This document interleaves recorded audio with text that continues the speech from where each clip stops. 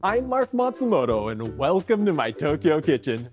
Today I want to show you how to make an easy Japanese convenience store staple, the Spam Onigiri sandwich. It's similar to Hawaiian Spam Musubi, but instead of putting the Spam on top like sushi, it's folded into a layer of rice wrapped with nori like a sandwich. It's kind of like the Japanese version of an Egg McMuffin, so let's get started. For our fillings, I've got a teaspoon of vegetable oil, 1 can of Spam, which is enough to make 4 onigiri, but I'm only making 2 today, so we've got 2 eggs and some shiso leaves. For 2 onigiri, I'm using a full sheet of nori, about 300 grams of cooked Japanese short grain rice, and I'll include a link to my recipe for that in the description in case you don't have a rice cooker. I've also got some toasted sesame seeds and a nice finishing salt. The first thing I'm gonna do is cut the nori in half. Nori has a long side and a short side, and you want to cut it in half lengthwise. I usually do this with a sharp knife to get a nice clean cut, but you could also use scissors or just fold the sheet in half until it cracks. For the eggs, I'm gonna break them into a bowl. 1 can of Spam makes 4 large onigiri, so you want to use 1 egg per onigiri, and I'm making 2 today. Now I'm gonna remove the kaleza from the yolk. These are the white membranes you see clinging to the sides of the yolks, and although they're edible, they'll show up as white spots in our omelet, so I usually like to remove them. Then we just need to beat the eggs together until the yolks and the whites are evenly combined. Okay, this is looking good. Now it's time for the star of our onigiri.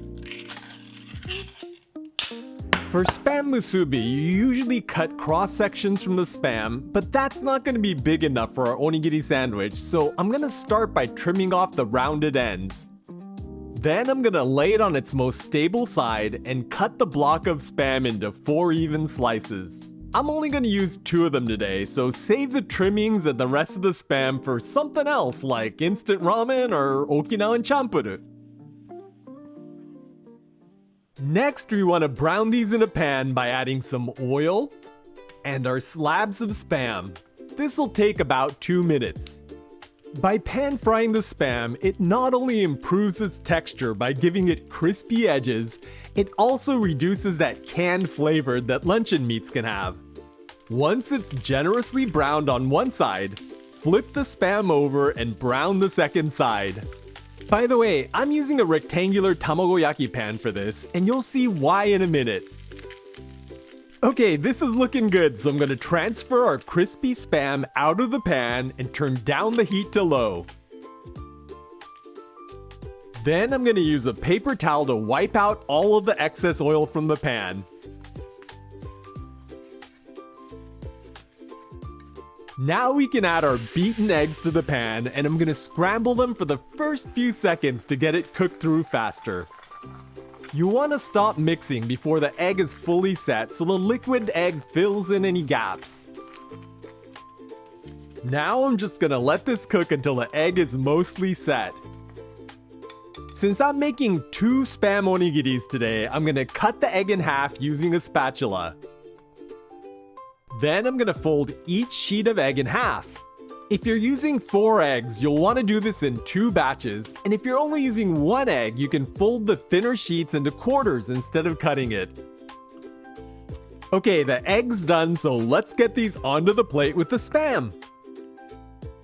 Before we assemble our Spam onigiri, I want to take a moment to thank all of you who've signed up for my weekly recipes over at marksrecipes.com. It's where I share modern Japanese home cooking like this mentaiko cheese and scallion pancake, this crispy cheese mochi, or this shimeji mushroom and bacon pasta. There are hundreds of recipes over there with a new one added every week, so go check it out. All right, let's put together our onigiri sandwich. The first thing you want to do is spread out a sheet of plastic wrap.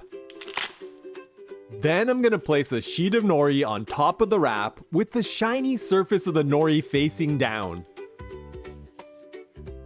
Then I'm gonna spread about 150 grams of rice evenly across the surface of the nori, going from edge to edge. For sushi, I'd normally wet my fingers to spread the rice by hand, but for onigiri, adding moisture can cause the rice to spoil, so you want to use a spatula or rice paddle to gently press the grains of rice towards the edges and fill in any gaps. Once it's looking like this, I'm gonna sprinkle on some salt.